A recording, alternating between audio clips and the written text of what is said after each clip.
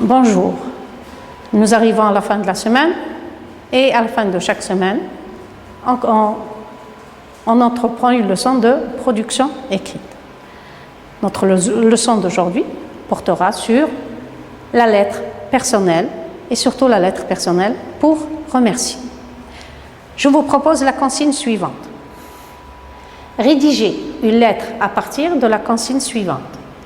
Votre oncle vous a envoyé une lettre pour vous féliciter pour l'obtention de votre brevet.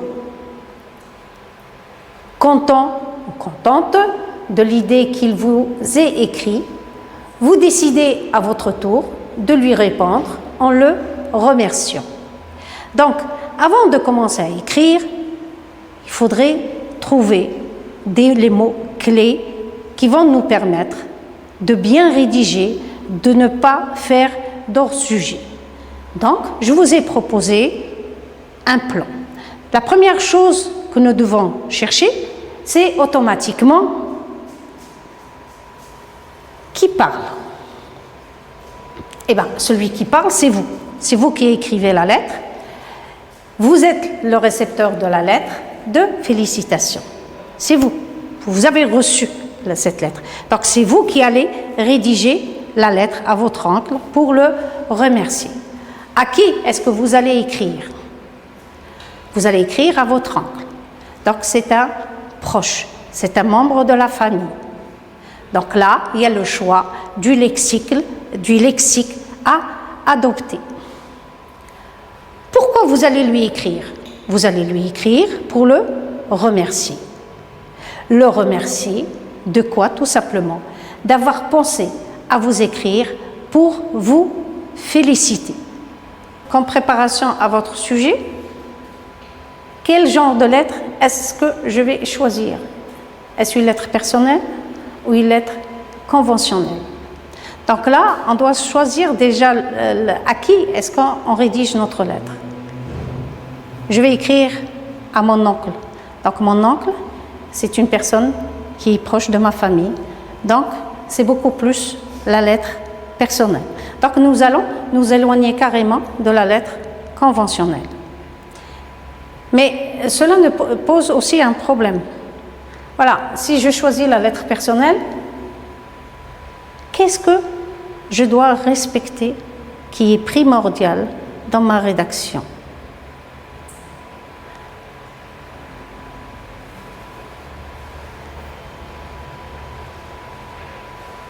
Très bien, je dois respecter la structure de la lettre personnelle.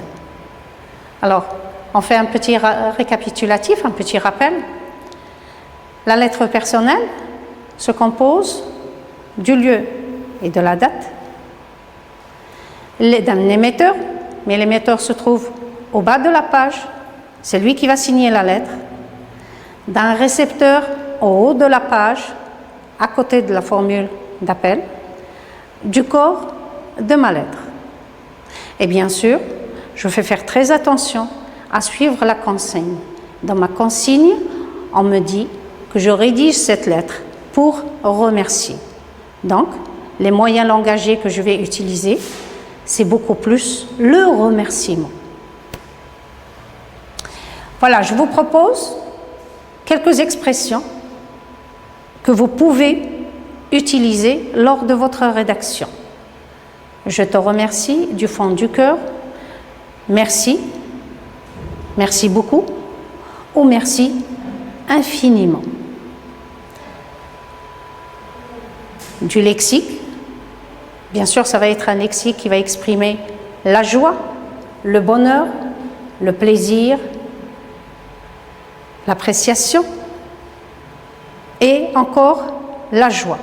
Être content, c'est le sentiment de la joie.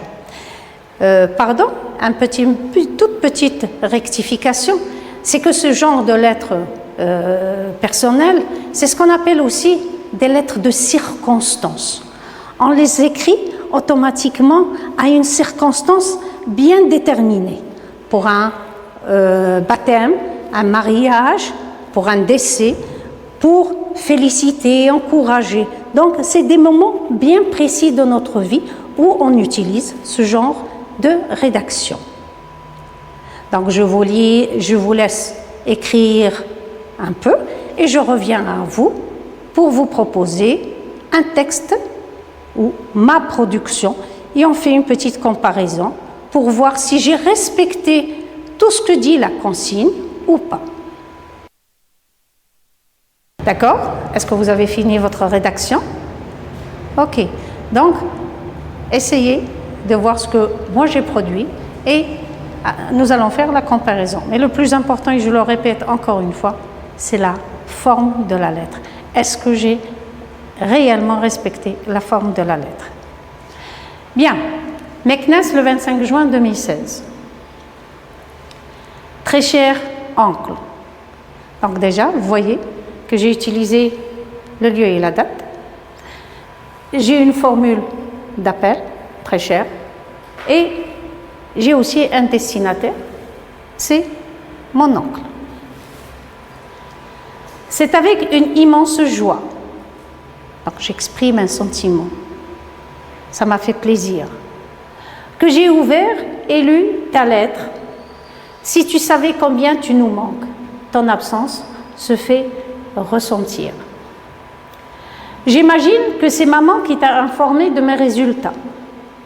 J'avoue que l'année a été difficile, mais je suis content que mes efforts aient payé. En tout cas, merci beaucoup. Donc, l'acte de parole qu'on m'a demandé dans la consigne, je l'ai utilisé. Donc, je ne suis pas en hors-sujet. Merci beaucoup de ton attention et de tes encouragements. N'hésite pas à nous écrire plus souvent. Prends soin de toi. J'ai ma formule de prise de congé. Ton neveu, ta nièce. Donc, je peux mettre mon prénom, Ahmed. Je peux mettre tout simplement, comment dire, on l'a précisé dans la lettre, le moment de lecture, ton éclair, ton brin de soleil. Bon. Si vraiment on a, ça dépend de la relation que j'ai avec mon oncle. Alors, est-ce que j'ai respecté la structure de la lettre personnelle? À vous de voir. Lieu et date. Formule d'appel qui désigne en même temps le destinataire. Formule finale qui désigne en même temps la signature. Une prise de congé et le corps de la lettre. Est-ce que je remercie dans cette lettre? Cherchons le vocabulaire. J'ai dit, on a parlé de joie, une immense joie. On a parlé de lexique tout à l'heure. Et on a parlé aussi d'expression. Merci beaucoup.